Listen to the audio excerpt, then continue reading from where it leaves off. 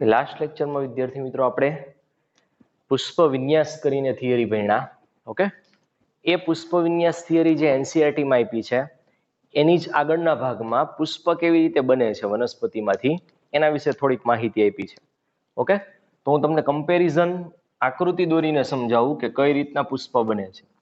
હવે માનો કે આ નોર્મલી કોઈ વનસ્પતિ હોય, ઓકે, તો એના ટોચના ભાગે અહીંયા અગ્રકલિકા હોય, એટલે કે એક પ્રકારની વર્ધનશીલ પેશી છે જેમાં સતત નવા કોષો ઉમેરાતા જાય એટલે એ ભાગ સતત ઉપરની દિશામાં શું થાય, વૃદ્ધિ પામતો જાય. અને આપણને એ પણ ખબર છે કે આ નવા બનતા પ્રકાંડ ઉપર અમુક અમુક જગ્યાએ શું આવેલી હોય, ગાંઠ. ઓકે, ગાંઠ ઉપરથી આપણને ખબર છે શું ઉત્પન્ન થાય છે, પર્ણ. સિમ્પલી હું અહીંયા પર્ણ દોરું છું.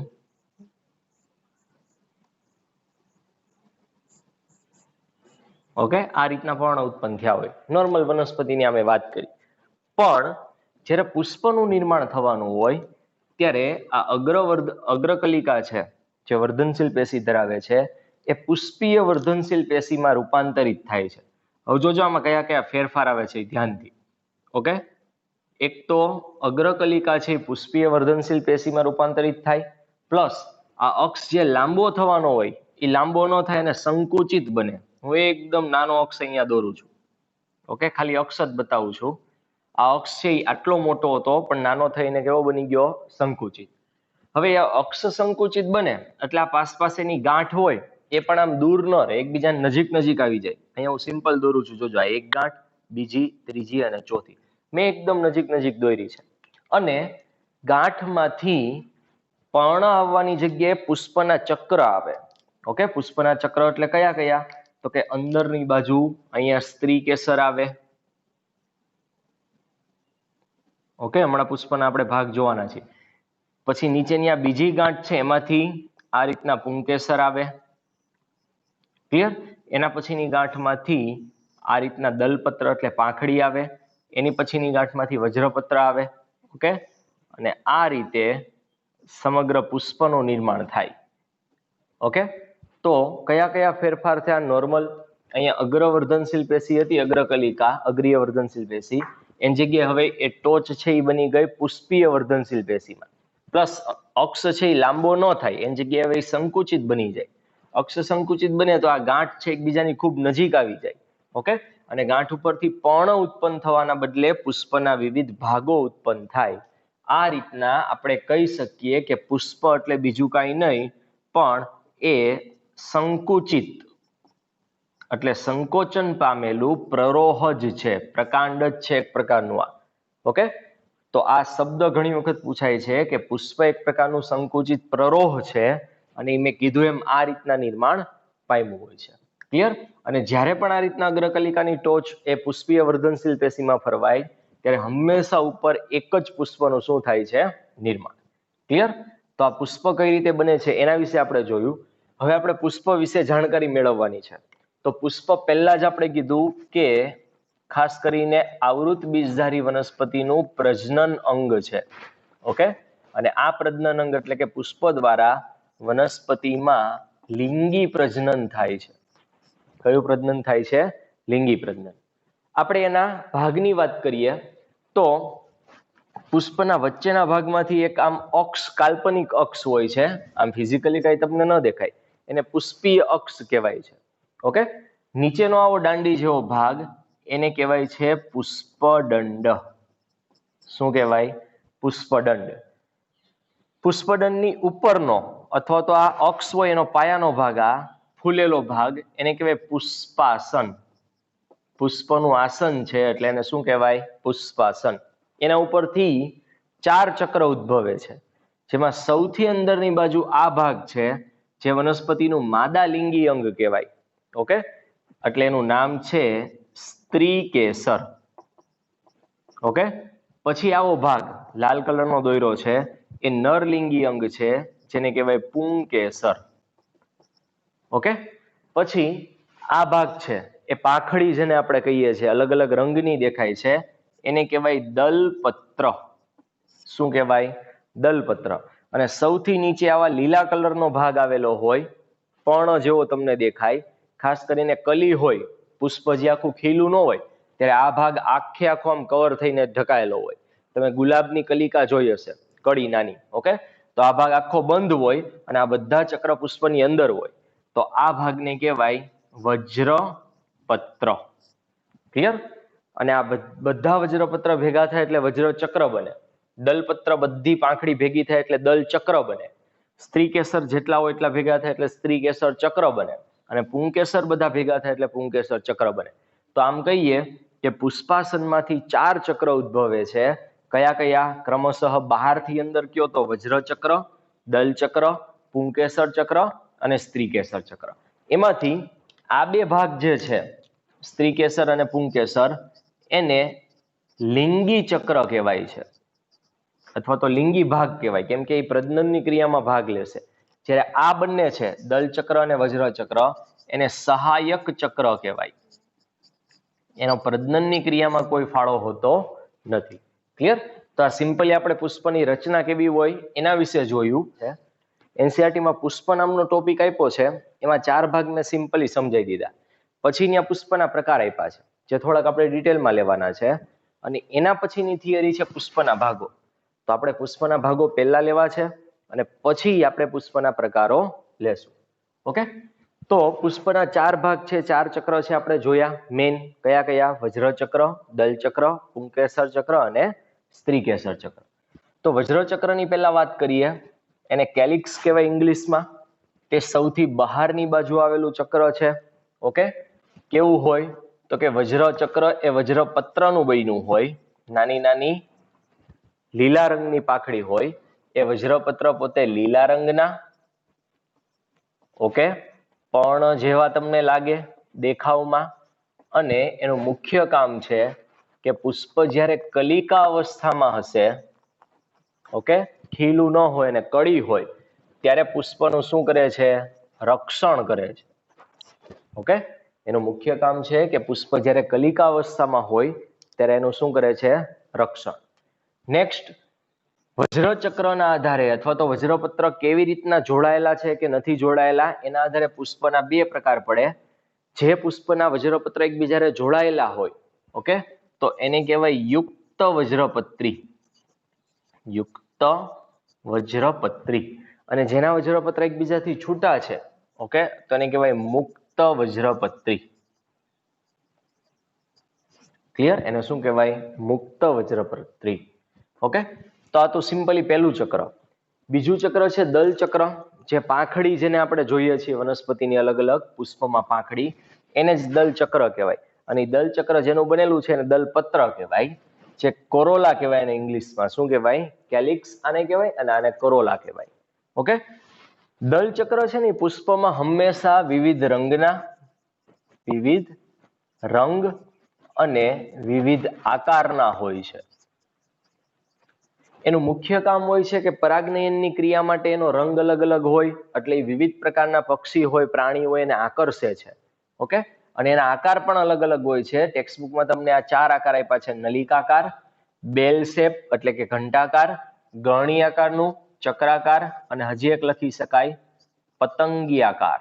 ઓકે, પતંગિયા જેવું દેખાય એટલે એને કેવો કહેવાય? પતંગિયાકાર. આ પણ આ રીતના અલગ અલગ આકારના હોઈ શકે. આના પણ સેમ પેલા 2 પ્રકાર પડે આની જેમ. ઓકે, કે દલપત્ર એકબીજાને જોડાયેલા હોય તો યુક્ત દલપત્રી, અને મુક્ત હોય, છૂટા હોય એકબીજાથી પાંખડીઓ બિલકુલ જોડાયેલી ન હોય તો એને કહેવાય મુક્ત દલપત્રી. ક્લિયર? હવે ઘણી વખત કેવું થાય કે પુષ્પમાં વજ્રપત્ર જેવા જ દલપત્ર સેમ દેખાતા હોય, તમે એને અલગ જ ન કરી શકો કયું વજ્રપત્ર છે કયું દલપત્ર છે. ઓકે, તો એ બંનેને સામાન્ય રીતે પરિપુષ્પ કહેવાય. તો પરિપુષ્પની વ્યાખ્યા શું લખવાની?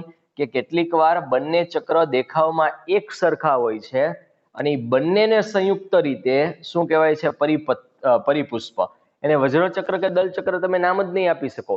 દેખાવમાં બંને સમાન હશે, કોને વજ્રપત્ર આપશો અને કોને દલપત્ર આપશો. ઓકે, ત્યારે કોમનલી બેને શું કહેવાય છે? પરિપુષ્પ, જેને ઇંગ્લિશમાં પેરિયાન્થ કહેવાય. અને આવું જોવા મળે લીલી નામની વનસ્પતિમાં. આ એનસીઆરટીમાં આપ્યું છે. આ ઉપરાંત ક્રાઇનમ છે, બોગનવેલ છે. બોગનવેલ બધાએ જોઈ હશે. ઓકે, ડિવાઈડર ઉપર હોય, ગુલાબી રંગના પુષ્પો એકદમ ખોખા જેવા, એકદમ હળવા, એ બોગનવેલ છે. એ રીતના પેન્ક્રેશિયમ, આ બીજા એવા ઉદાહરણ મેં કેટલાક કીધા એક્સ્ટ્રા કે જેમાં વજ્રપત્ર અને દલપત્ર તમને દેખાવમાં એક સમાન લાગતા હોય. ક્લિયર? ઓકે, તો આ બે ચક્કર આપણે પતાવ્યા. હવે આ બહુ ઇમ્પોર્ટન્ટ થિયરીની વાઇઝ પણ ઇમ્પોર્ટન્ટ થિયરી, પણ પુષ્પા આઈ થિંક બોર્ડમાં છે તો ઇમ્પોર્ટન્ટ થિયરી જ થશે. આની આકૃતિ પણ ઇમ્પોર્ટન્ટ અને કઈ રીતના દોરવાની એ પણ વસ્તુ ઇમ્પોર્ટન્ટ છે, એટલે ધ્યાન આપજો. થિયરીનું નામ છે કલિકાંતર વિન્યાસ. ઇંગ્લિશમાં એને એસ્ટિવેશન કહેવાય. એટલે શું કલિકાંતર વિન્યાસ? તો પુષ્પીય ચક્રો જે છે આ બધા વજ્રપત્ર અને દલપત્ર, એ જ્યારે પુષ્પની કલિકા અવસ્થામાં હોય, પુષ્પ જ્યારે કળીના અવસ્થામાં હોય, ત્યારે અન્ય ચક્રની અથવા તો અન્ય એકમોની કમ્પેરમાં એ વજ્રચક્ર અને દલચક્ર અને એના પત્ર એટલે કે વજ્રપત્ર અને દલપત્રની ગોઠવણી કેવી છે, એની ચોક્કસ પેટર્ન હોય. પાંખડી એમનેમ ન ગોઠવાય ગઈ હોય પુષ્પમાં. ઓકે, એની ચોક્કસ શું હોય? પેટર્ન. તો આવા વજ્રપત્ર અને દલપત્રની ગોઠવણીને કહેવાય કલિકાંતર વિન્યાસ. ઓકે, હમણાં આપણે ઉદાહરણ ભણીશું એક પછી એક, એના પ્રકાર જોઈશું એટલે તમને વધારે આઈડિયા આવશે. એમાં આપણને 4 પ્રકાર ભણવાના આપ્યા છે. એમાંનો પહેલો પ્રકાર છે ધારાસ્પર્શી. ઓકે, હવે આને દોરવાની આકૃતિ મેઇન છે એટલે મેં દોરી નથી. કઈ રીતના દોરવાની એ અહીંયા ધ્યાનથી જોજો. આપણે હંમેશા અહીંયા 5 પાખડી હોય અથવા તો 5 એકમો હોય, કોઈનામાં કોઈ પુષ્પમાં વધારે હોઈ શકે, પણ મોસ્ટ કોમન 5 એકમો આવેલા હોય એના આધારે આપણે આકૃતિ દોરવાની છે. ઓકે, તો હું સિમ્પલ પહેલા તમારે આ રીતના એક રાઉન્ડ કરી દેવાનું, બરાબર, એક્ઝેક્ટલી ગોળ થાય એ રીતના. આમાંથી આપણે 5 ઘટકો દોરવાના છે એટલે આપણે શું કરવાનું? 5 કાપા મારવા પડે એક્ઝેક્ટલી. આ રાઉન્ડ પહેલા આછું કરવાનું એકદમ. ઓકે, હવે મારે 5 ભાગ પાડવા હોય આખા રાઉન્ડના, તો મારે આને એક ઘડિયાળની જેમ વિચારી લેવું પડે. ઘડિયાળમાં અહીંથી લઈને તમે અહીંયા જુઓ તો 12 કલાક થતી હોય. ઓકે, એના એક્ઝેક્ટલી આપણે 5 ભાગ પાડીએ તો કેટલા કલાક થાય? 1 કલાકને સપોઝ થોડોક સમય, 1.5 કલાક આજુબાજુનો સમય જાય. ઓકે, તો 5 ભાગ પડે તો 12:30 વાગવા જોઈએ હકીકતમાં આખી ઘડિયાળમાં. પણ આપણે એપ્રોક્સિમેટલી ગણીએ કે 2.5 કલાકે 1 ભાગ પડે છે.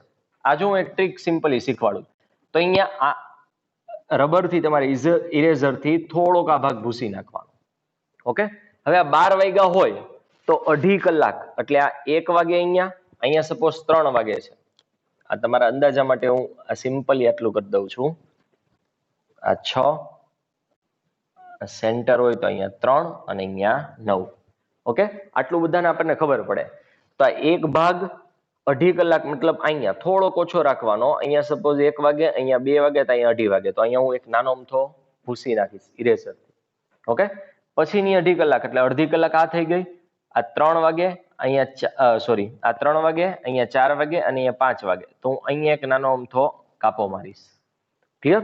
એના પછીની 2.5 કલાક, અહીંયા 5 વાગ્યા હશે ને? ઓકે, 6, 7 અને 7:30, અહીંયા હું એક કાપો મારીશ. ક્લિયર? 7:30 થયા છે. એના પછીની 2.5 કલાક એટલે 8, 9 ને 10, અહીંયા એક કાપો મારી દઈશ. તો જો એક્ઝેક્ટલી લગભગ આ 5 ઇક્વલ ભાગ પડી જશે. જો એક તો આકૃતિ દેખાવાનો આધાર રહેશે તમે કેવું પ્રોપર સર્કલ કર્યું છે એના ઉપર, અને બીજું કેવા એના પ્રોપર ભાગ પાડ્યા છે એના ઉપર. અહીંયા મેં 5 ભાગ પાડ્યા, 1, 2, આ ત્રીજો ટુકડો, આ ચોથો અને આ પાંચમો. મને આ થોડોક નાનો લાગે છે ને આ મોટો લાગે છે તો હું અહીંયાથી ભૂસી નાખીશ અને પાછો આને અહીંયા પહોંચાડી દઉં. ક્લિયર? આટલું થઈ ગયું. આ 5 ભાગ પાડ્યા પછી હવે આનો પ્રકાર આપણે જોવાનો છે ધારાસ્પર્શી. ધારાસ્પર્શી એટલે એવા પ્રકારનો કલિકાંતર વિન્યાસ જેમાં પાંખડી હોય, પાંખડી, તો કોઈ 5 પાંખડીની આપણે વાત કરવાની છે. એમાંથી કોઈ પાંખડી એકબીજાને ઢાંકશે નહીં. ઢાંકશે નહીં મતલબ આચ્છાદિત નહીં કરે. ખાલી એની એક પાંખડી હોય ને તેને 2 કિનારી હોય, એક આ બાજુની કિનારી, એક આ બાજુની કિનારી. એ દરેકની કિનારી ખાલી એકબીજાને સ્પર્શે, કોઈ કોઈની ઉપર ન ચડે, જેના કારણે કોઈ પાંખડી ઢકાશે નહીં. અને દોરવું હોય તો આમ દોરવાનું. જો હવે આને હું ઘાટું કરીશ.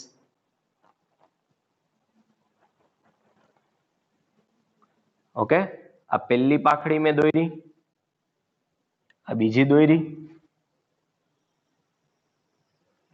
આ ત્રીજી પાંખડી, આ ચોથી અને આ પાંચમી. હવે મારે ઘટક દોરવો હોય, પાંખડી દોરવી હોય તો હું આમ સિમ્પલી દોરી શકું. આ રીતના.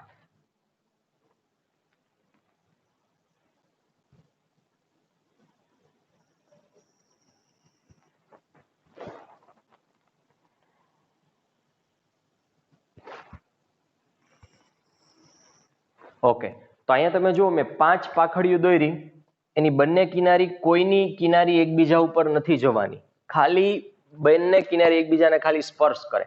અહીંયા તમે અંદર આ રીતના આમ ડાર્કે કરી શકો, બરાબર, ન કરો તોય ચાલે, સમય ઉપર ડિપેન્ડ કરે. તો આવા પ્રકારની જો ગોઠવણી હોય પાખડીઓની, પછી વજ્રપત્ર હોય કે દલપત્ર હોય, તો એને કહેવાય ધારાસ્પર્શી. ખાલી કિનારી, ધારા મતલબ કિનારી, એકબીજાને સ્પર્શ જ કરે, કોઈ કોઈને ઢાંકતું નથી. ઓકે, તો આવા પ્રકારના કલિકાંતર વિન્યાસને કહેવાય ધારાસ્પર્શી. એનસીઆરટી ટેક્સ્ટબુકમાં એનું ઉદાહરણ એક જ આપ્યું છે, આંકડો, અને બીજું એક ઉદાહરણ હું આપું છું, રાય, જેમાં આ પ્રકારના એના પુષ્પ હોય આ બેયના, એમાં આ પ્રકારના કલિકાંતર વિન્યાસ જોવા મળે. ક્લિયર? નેક્સ્ટ કલિકાંતર વિન્યાસ બાકીના આપણે આગળ જોઈએ. ઓકે, નેક્સ્ટ વિદ્યાર્થી મિત્રો, પહેલો આપણે કલિકાંતર વિન્યાસ કયો જોયો? ધારાસ્પર્શી. હવે બીજો છે વ્યાવૃત. વ્યાવૃતમાં શું થાય? પહેલા તો આકૃતિ દોરી નાખો એટલે સમજ પડે તમને. સેમ આ રીતે સર્કલ દોરવાનું, બરાબર, આ રીતના ઘડિયાળ વિચારી લેવાની, 5 ભાગ પાડવાના છે અહીંયા પણ. તો આ પહેલી 2.5 કલાક સપોઝ અહીંયા લેશું આપણે, પછી 2.5 ને 2.5 એટલે 5, મતલબ અહીંયા લેશું. ઓકે, 5 ને 2.5 7.5, મતલબ અહીંયા લેશું. ઓકે, 7.5 ને 2.5 એટલે કેટલા? 10, મતલબ સપોઝ આપણે અહીંયા લેશું. હા, થોડું કામ રાખીએ, પહેલેથી આપણે ઓછું. ઓકે, તો જો 5 ભાગ પડી ગયા ઇક્વલ. હવે ધ્યાન આપજો, આમાં શું કરવાનું છે? હવે આ દરેક ઘટકમાં, વ્યાવૃતમાં પેલા શું હોય? તો કે દલપત્ર હોય એની 2 કિનારી પૈકી એક કિનારી છે ને એ બીજા ઘટકની કિનારી કોઈ હોય એને ઢાંકતી હોય, આચ્છાદિત કરતી હોય, અને બીજી કિનારી અન્ય ઘટક વડે ઢકાયેલી હોય. કઈ રીતના? આકૃતિ જુઓ એટલે વધારે એક્સપ્લેન અંદાજો આવશે.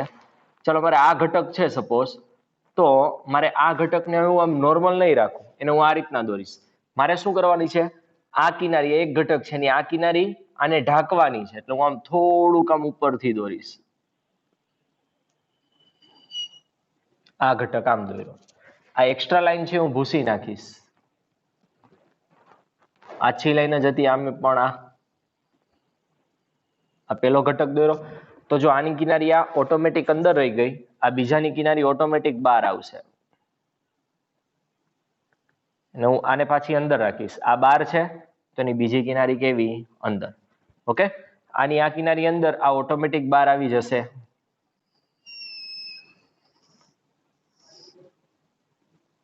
હા, એકદમ શાર્પ ટને નહીં લેવાનો અહીંથી, પહેલેથી આ ઘટક થોડોક ત્રાસો જ ગોઠવવાનો, આ રીતના. ક્લિયર?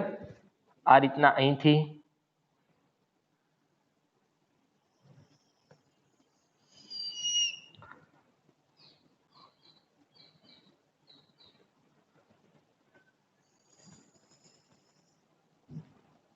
ઓકે, જો થઈ ગયું. દરેકની એક કિનારી જો બાર હશે, બીજી કિનારી અંદર, આની આ બાર, આ અંદર, બાર અંદર, આ બાર, આ અંદર, આ બાર, આ અંદર. ઓકે, અને પછી આપણે આ રીતના દોરી નાખવાનું.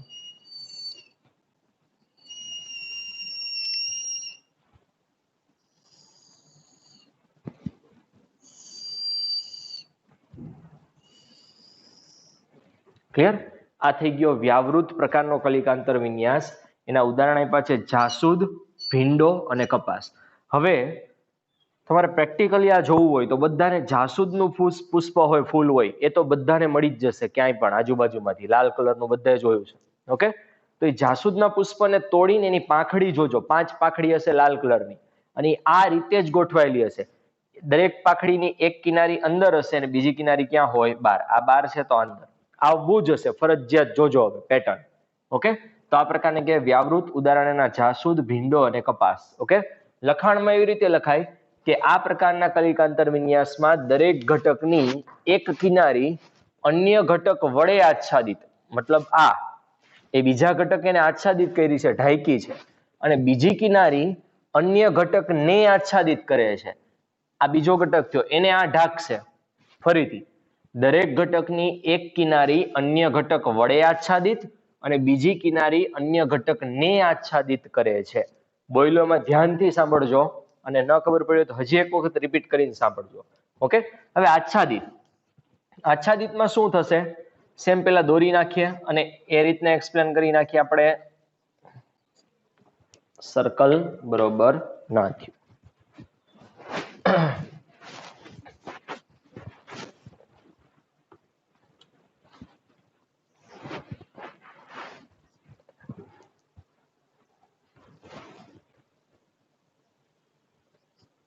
ઓકે, સેમ 5 ભાગ પાડી દઈ.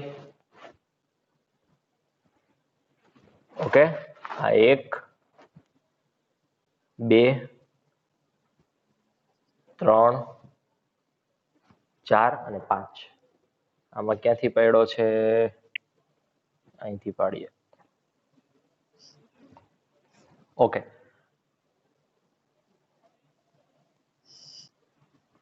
હવે ધ્યાનથી સાંભળજો. આમાં શું થશે?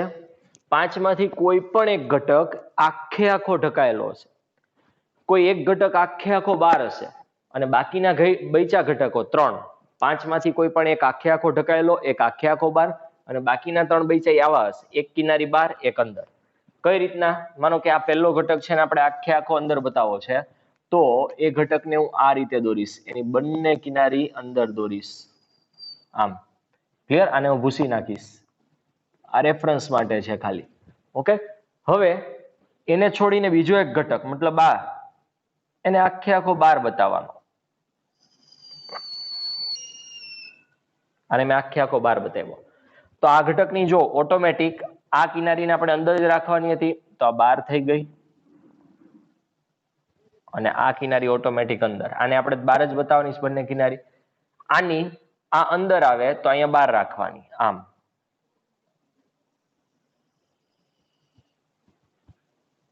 આડોઅવળું થાય તો ભૂસી અને પ્રોપર દોરવાનું. આ રીતના આની ઓટોમેટિક આ અંદર આવે અને આ કેવી થઈ જશે? બાર. થઈ ગયું? તો જો આ કિનારી, આ ઘટકની બંને કિનારી અંદર, આ સંપૂર્ણ આચ્છાદિત ઘટક કહેવાય. બંને કિનારી અંદર આ સંપૂર્ણ બાર અને બાકીનાની આ બાર તો આ અંદર, આ અંદર તો આ બાર, આ અંદર તો આ બાર. અને પછી સેમ આ રીતે દોરી દેવાનું. ઓકે, અને બીજી એક વસ્તુ કે આ ફિક્સ ન હોય કયો ઘટક અંદર કયો બહાર. કોઈ પણ દિશાએથી ગમે ઘટક, આને આપણે અંદર દોર્યો છે, આ પણ અંદર હોઈ શકે. ઓકે, આ પણ હોઈ શકે. કોઈ પણ દિશાએથી કોઈ ઘટક એક આખે આખો અંદર હોય, એક સંપૂર્ણ બાર હોય અને બાકીના ઘટકની એક કિનારી અંદર અને એક બાર. આના ઉદાહરણ છે કેસિયા એટલે કે ગલતોરો અને ગુલમોર. ક્લિયર? અને છેલ્લે છે પતંગિયાકાર અથવા તો પિચ્છ ફલકીય. આ થોડોક અલગ છે. અને સીધો તમે ડાયરેક્ટ દોરો તોય ચાલે. એક આ રીતના અક્ષ દોરી નાખવાની. આ દોરવાની હું ટેકનિક તમને કહું છું. સીધી એક અક્ષ દોરી નાખવાની. ક્લિયર? આમાં 5 જે પાંખડીઓ છે એ પૈકીની એક સૌથી મોટી હોય આ રીતના.